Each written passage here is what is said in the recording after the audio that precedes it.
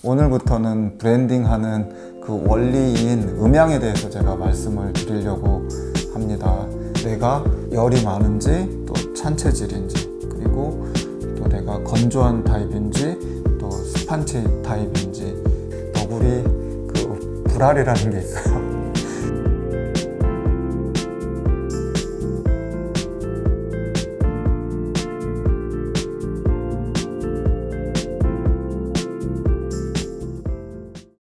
네, 지난 시간에 이어서 제가 그 약차 보감에 대해서 또 설명을 드리려고 합니다. 지난주에는 이제 약차가 무엇인지, 왜 약차를 마셔야 되는지에 대해서 제가 말씀을 드렸고, 오늘부터는 브랜딩하는 그 원리인 음향에 대해서 제가 말씀을 드리려고 합니다.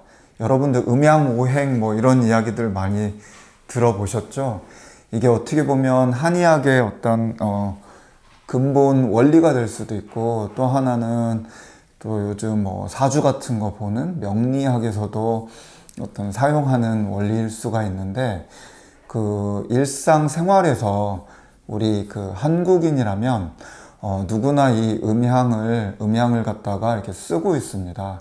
요리에서도 쓰고 있고, 뭐 의식주 여러 부분에 이렇게 배어 있는데, 일상이나 생활 속에서는 이거 있지만, 이것을 어떤 그 기준을 뽑아서 이걸 갖고 분석하는 것들은 우리 같은 이제 한의사들이나 이제 하는 것이고, 일반인들은 이제 일상 속에서 다 그 어른들의 지혜나 뭐 할머니의 지혜 이런 걸로 이게 내려오고 있거든요.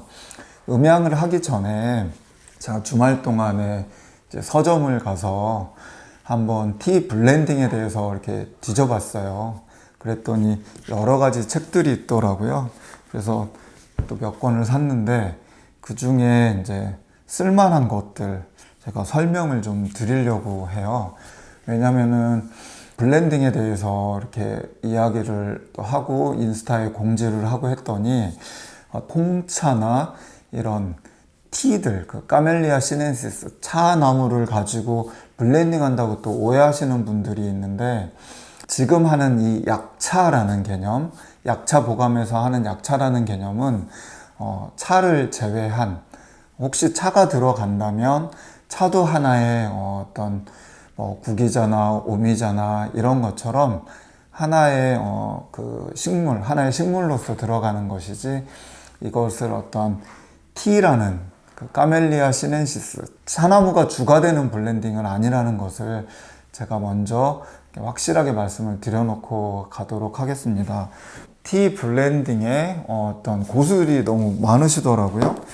힐링 약차라는 책을 쓰신 선엽 스님도 제가 볼 때는 이 분야의 고수 같고, 이 책의 특징은 주로 이제 약차를 어떤 증상별로 이렇게 구분을 해 놓으셨어요. 뭐 간을 돕는 약재, 뭐 심혈관이 튼튼해지는 약재, 뭐 소화 기능을 돕는 약재, 이런 식으로 해서 그 쭉 구분해 놓은 게 이제 잘 되어 있는 것 같고, 앞부분 보면 약차가 왜 좋은지, 또 본인이 왜 이것을 하게 되셨는지 이런 것들을 이렇게 많이 적어 놓으셨어요. 그리고 한 분야에 무척 오랫동안 이렇게 열심히 하신 분 같습니다. 도움이 되실 것 같고요. 그리고 또 이거는 이소연이라는 분이 쓰신 책인데, 나온 지 며칠 안 된 책을 제가 샀더라고요. 보니까 요즘 인스타에 막 이렇게 광고 나오고 하는데, 이거는 이제 어떻게 보면 티에 대한 그러니까 차나무, 그러니까 차엽들, 홍차나 녹차를 베이스로 해서 이렇게 가감을 해서 약간 어떤 상품화되고, 또 이런 것들 많이 이렇게 좀 멋있기도 하고 응용하면 굉장히 좋을 듯 이렇게 나와 있고, 본인의 경험담, 그리고 또 브랜딩 티에 관련된 것에 대해서 또 많은 부분들을 이렇게 있으니까 한번 읽어보시면 또 이게 도움이 되실 것 같아요. 그리고 이 책은 지난주에 제가 설명 잠깐 드렸었고요. 제가 이게 그러니까 걸린 책 중에 정말 이거는 허브 상식 사전이라고 이게 나와 있는데, 이거는 그러니까 미국의 어떤 허벌리스트 협회에서 교육부장이 쓴 책이에요. 그리고 내용이 굉장히 이거는 괜찮더라고요. 책도 두껍고 뭐 이렇게 한데 보기도 좋고 한데 왜 이제 이 책에 제가 이게 좋았냐면 이런 책은 다 이게 또 비슷한 부분들이 있어요. 어떤 티 블렌딩의 나름의 이제 어떤 방법들과 또 어떤 약초들 또 여러 가지 이제 재료들에 대한 특징들을 이제 설명해 놨거든요. 근데 이 책에는 뭐가 있냐면 원리가 있어요. 제가 이제 말씀드리려고 하는 그 양이라는 것을 여기에서는 뭐로 이걸 해놨냐면 뜨겁고 차고 그리고 건조하고 습하고 이렇게 네 가지 기준으로 해서 나 자체의 체질을 보는 법이 나와 있고 나에게 맞는 허브 찾기라는 이런 파트가 있어요. 그러니까 세 가지를 봐야 되거든요. 처음에는 뭘 봐야 되냐면 나 자신의 상태, 한의학적으로 얘기하면 체질이죠. 나 자신의 체질이 있고 그 약초들, 허브들의 체질이 있어요. 그 다음에 어떤 증상이 있을 때 증상의 체질이 있거든요. 예를 들면 저는 조금 말도 빠르고, 여기서는 유튜브 할 때는 말이 느려지지만 평소에 말도 빠르고 성격도 좀 급하고 이러니까 열이 조금 있는 체질이고, 거기에 이제 뭐 얼굴에 예를 들면 여드름이 났다 하면은 이것도 열이 있는 어떤 증상이고, 열이 있는 데다가 열이 있으니까 조금 서늘한 약체인 약초, 그러니까 예를 들면 페퍼민트나 이런 걸 먹으면 얼굴에 있는 그 열들을 시원하게 이렇게 뭐 낮춰줄 수 있는 것처럼 이것을, 이 원리를 이제 가르쳐 드리려고 하는데 이 책에는 그게 상당히 잘 나와 있어요. 그래서 나중에 제가 이걸 어떤 방식으로 좀 올려드리고도 싶은데, 자신의 체질을 살피는 방법이 있어요. 그리고 그 설문지도 있고, 그러면 내가 열이 많은지 또 찬 체질인지, 그리고 또 내가 건조한 타입인지 또 습한 타입인지를 이제 구분할 수 있거든요. 우리는 그것을 한의학적으로는 통틀어서 양이라고 해요.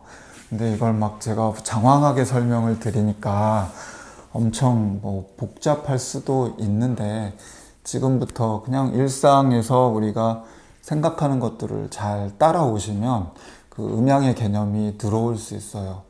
제가 여기 물 한 잔이 있어요. 이 물을 마시려고 해요. 근데 내가 어젯밤에 좀 추운 데서 일을 했고 춥고 아침에 일어났더니 배가 약간 살살 아프면서 설사하려고 그래요. 그러면은 이 상황에서 제가 물을 마실 때 얼음 물을 마시는 게 좋을까요? 아니면은 따뜻한 물을 마시는 게 좋을까요? 내가 춥고 배도 살살 아프고 이때는 따뜻한 물을 마시는 게 좋겠죠? 또 우리 딸이 수족냉증이 있어요. 매번 이렇게 손발이 차고 또 조금씩 이렇게 추워하고 에어컨만 틀면 춥다고 하면서 손이 이렇게 아주 차가워지거든요.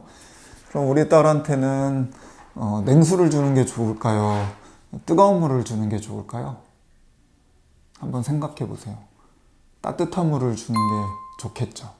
그리고 또 누군가가, 환자분이 오셨는데 매번 입이 마르고 갈증이 나고 목이 말라요. 이런 분한테 또 뜨거운 물을 드리면 어떤 목적이 없으면 또 힘들어 하시겠죠. 손도 뜨겁고 얼굴도 좀 벌겋고, 또 냉수 드리면 벌컥벌컥 마실 수가 있어요. 이런 분들한테는 시원한 물이 약이 될 수도 있을 거예요. 한때 그 숯가루가 유행한 적이 있거든요.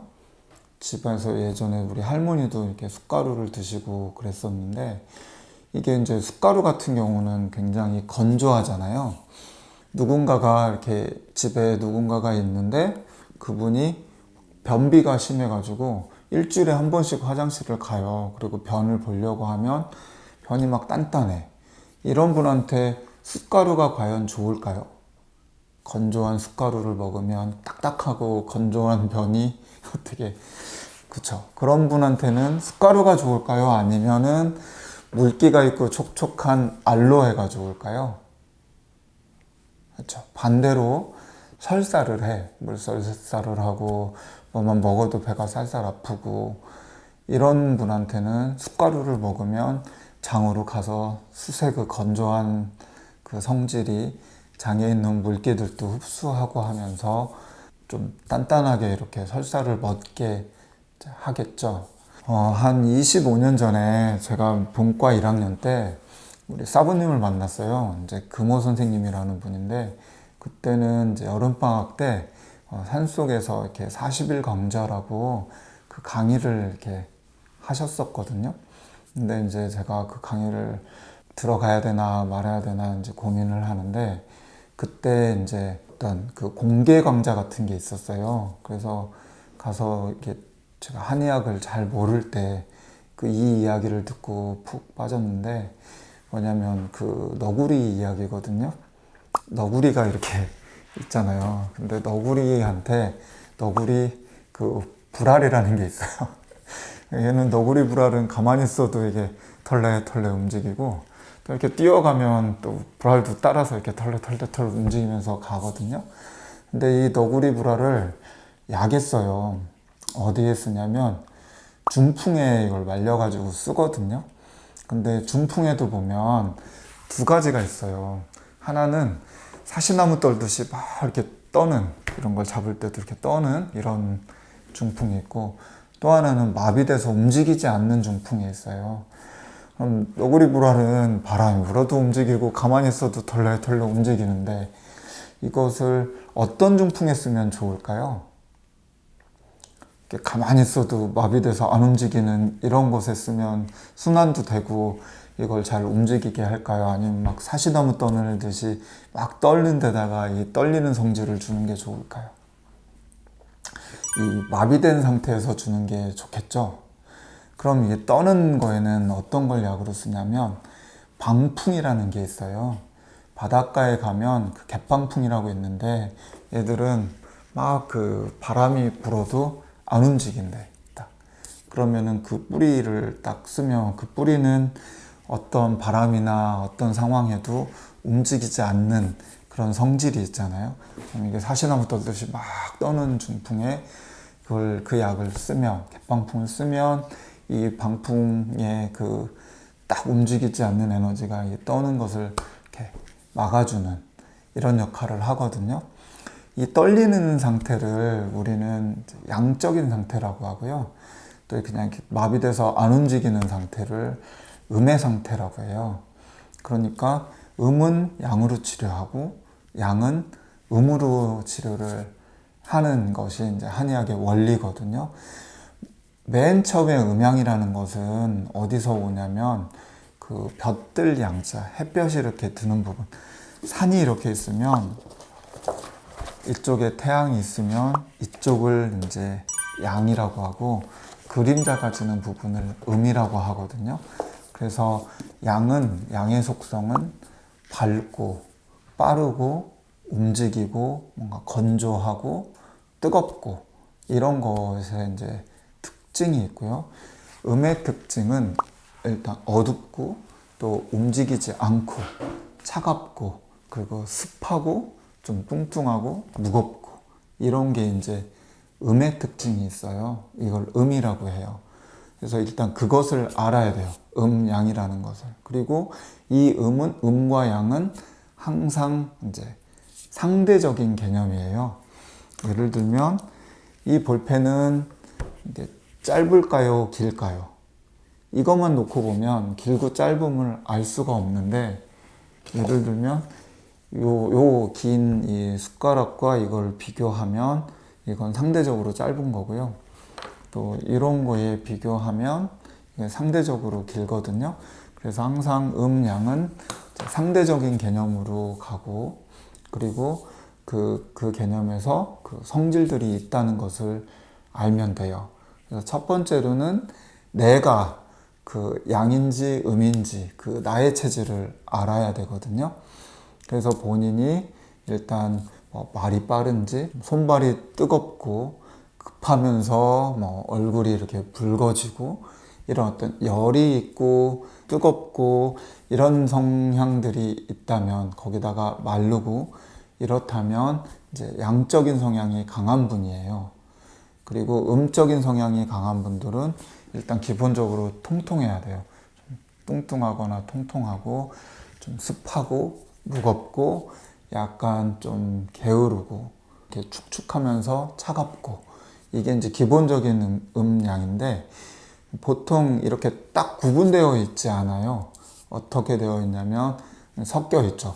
좀 이렇게 통통하면서도 다혈질이고 근육질이면서 말도 빠르고 급하고 이런 상황들도 있고 또 뭐 말랐으면서 얼굴 하얗고 손발도 차고 하면서 이렇게 추위를 많이 타고 이런 분들도 있어요. 그래서 그것들을 이제 디테일하게 구분을 해야 되는데 그걸 완전히 디테일하게 구분하는 것은 쉽지 않아요. 그게 이렇게 좀 어떤 선과 후도 있고 또 급하게 빨리 또 치료할 때 약을 며칠만 딱 주고 빠지고 뭐 여러 가지 이런 어떤 상황들이 존재하기 때문에 그것을 이렇게 크게 알려드리기가 이제 쉽지 않고 하다 보면 감으로도 늘고 어떤 기술들이 이제 늘게 돼 있어요. 그래서 그것은 이제 천천히 가면 되고요. 일단 우리가 따질 것은 크게는 뚱뚱하냐 말랐냐 이걸 볼 거예요. 뚱뚱하다는 조금 기분이 그러니까 통통하냐 말랐냐. 그래서 마른 것을 일단 양으로 보고 통통한 것을 음으로 볼 겁니다. 그리고 또 하나 뜨겁냐 차냐는 물을 기준으로 할 거예요. 우리가 냉수를 마실 때 맥주나 뭐 사이다나 콜라나 냉수나 차가운 물을 딱 해서 펄컥펄컥 마시면서 그 원샷을 할 수 있으면 그리고 평소 마실 때 꿀꺽꿀꺽 이렇게 한 번에 마실 수 있는 분을 열이 있는 타입으로 넣을 거고요. 찬물 먹는 건 좀 거북해 아니면 찬물 마시면 뭔가 속이 불편해 뭐 이런 분들은 냉한 체질로 일단 보겠습니다. 그래서 어떤 감을 기준으로 해서 본인이 말랐냐 통통하냐 이걸 하나 따지시고 또 하나 물을 벌컥벌컥 마실 수 있느냐를 봐서 그 음양을 이제 살피시면 됩니다. 그리고 이 음양에 대해서는 앞으로도 계속 뭐 약초들 얘기하고 또 무슨 쌍화탕이나 대보탕 같은 것을 갖고 이렇게 응용을 할 때 계속 나올 테니까 지금은 어느 정도 그냥 이런 게 있구나 하는 감만 잡고 가면 되고요. 지금은 제가 우리 몸, 나 자신을 살피는 음양에 대해서 이제 말씀을 드렸고, 요 다음엔 뭐가 필요하냐면 그 허브들, 그 약초들, 그 대용차들에 대한 음양이 필요해요. 그것은 이제 크게는 어떻게 나눌 거냐면 그 마수로 나눌 거거든요. 이 책은 유일하게 맛으로 나눈 책이에요. 정말 이거는 제가 생각할 때는 한의학을 한 사람이 쓴 책 같아요. 그래가지고 매운맛 허브, 그리고 짠맛 허브, 신맛, 쓴맛, 단맛 이렇게 이것을 이제 나눠놨고요. 이 책, 이 허브티 블렌딩이라는 책에도 어떻게 나눴냐면 얘는 단맛, 신맛, 떫은 맛, 쓴맛, 감칠맛. 그러니까 이거는 정말로 그 티 마스터가 쓴 것 같아요. 왜냐면 티에는 그 짠맛이 이렇게 많지는 않거든요. 그리고 이제 어떤 우리가 얘기한 회감이나 이런 것을 감칠맛으로 표현한 것 같은데 우리가 하는 대용차에는 제가 생각할 때 이 책의 구분이 더 좋을 것 같습니다. 어떻게 볼 거냐면 크게는 달고 신맛을 약간 음적인 맛으로 표현할 거고요. 매운맛을 이제 양적인 맛으로 표현을 할 거예요. 그리고 이 부분에 대해서는 그러니까 그 허브에 대한 음양에 대해서는 이제 다음 시간에 제가 또 상세하게 설명을 해드리도록 하겠습니다. 사실 이게 오프라인 강의에서 여러분들을 놓고 이야기를 하고 하면서 질문과 대답으로 이게 가면 제가 더 많은 것을 디테일하게 전달해 드릴 수 있는데 지금 이거 유튜브 영상은 저 혼자만 하는 이게 원웨이 방식이기 때문에 사실 저도 좀 미숙한 것도 있고 제가 드리고 싶은 건 많은데 여러 가지 제약이 있는 경우들이 많거든요. 그렇기 때문에 가다 보면 한 회 한 회 제 강의도 진화가 되지 않을까 하는 생각이 듭니다. 일단 두 번째 강의를 여기서 마치고 다음번 세 번째 강의에서는 몸에 대한, 그러니까 자기 자신에 대한 음양에 대해서 제가 다시 한번 정리를 해드리고, 그리고 식물에 대한 음양에 대해서 이야기를 드리도록 하겠습니다. 네, 감사합니다.